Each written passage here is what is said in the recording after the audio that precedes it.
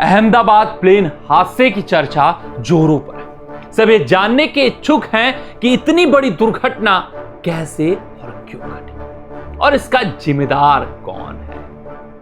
मगर इस हादसे में जिन लोगों ने अपनी जान गंवाई है उन्हें कौन जवाब देगा। जिन परिवारों ने अपने अपनों को खो दिया उनका क्या। हादसे तब और ज्यादा चुभते हैं जब इनमें जान गंवाने वालों की कहानियां सामने आती हैं। तब यह महसूस होता है कि लाइफ इज अनप्रेडिक्टेबल। इस प्लेन हादसे में सबसे ज्यादा दर्द देने वाली कहानी डॉक्टर प्रतीक की, जो 6 साल से लंदन में काम कर रहे थे। काम करने के बाद भारत से अपने परिवार को लेकर लंदन में सेटल होने जा रहे थे, लेकिन इस हादसे में उनका पूरा परिवार खत्म हो गया। कोई मां बकरीद पर अपनी बेटी से मिलने आई थी, तो कोई बेटा पहली बार इंजीनियरिंग पढ़ने लंदन जा रहा था, ख्वाबों से भरा हुआ।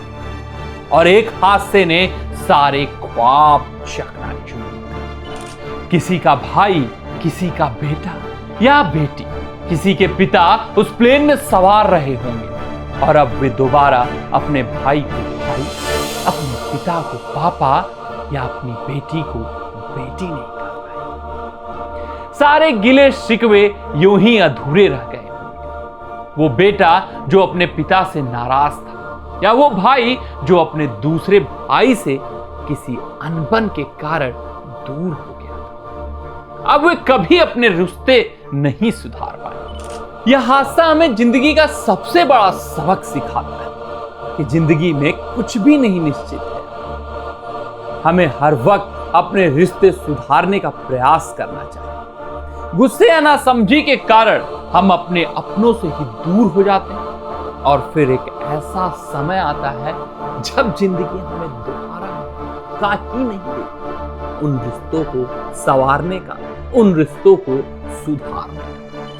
उस प्लेन में बैठे यात्रियों की कई कहानियां सामने आई, लेकिन जब हम प्लेन या ट्रेन में सफर करते हैं तो मन में कहीं ना कहीं हादसे का डर बना ही रहता है।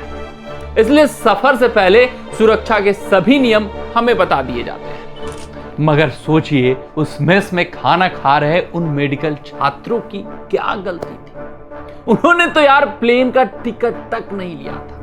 उनके परिवार वाले निश्चिंत रहे होंगे कि उनका बच्चा तो मेस में खाना खा रहा है और सुरक्षित है, उसे कोई नुकसान नहीं पहुंचा सकता।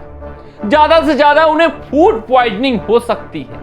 लेकिन देखते ही देखते जिंदगी ने ऐसी करवट ली कि वे बच्चे बिना किसी वजह के इस दुर्घटना की चपेट में आए और अपनों को छोड़कर चले गए। इन बच्चों की कहानी तो और भी दर्दनाक है।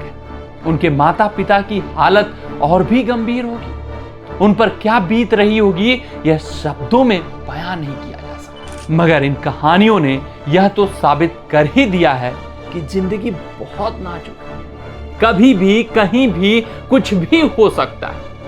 इसलिए हमें हर लम्हा पूरी शिद्दत से जीना चाहिए।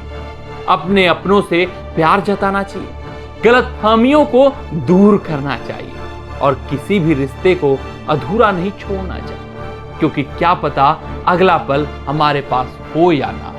इसीलिए तो कहते हैं, गिले शिकवे मिटाकर अपनों से मिला करो, मौत फिर मुलाकात का मौका नहीं। धन्यवाद।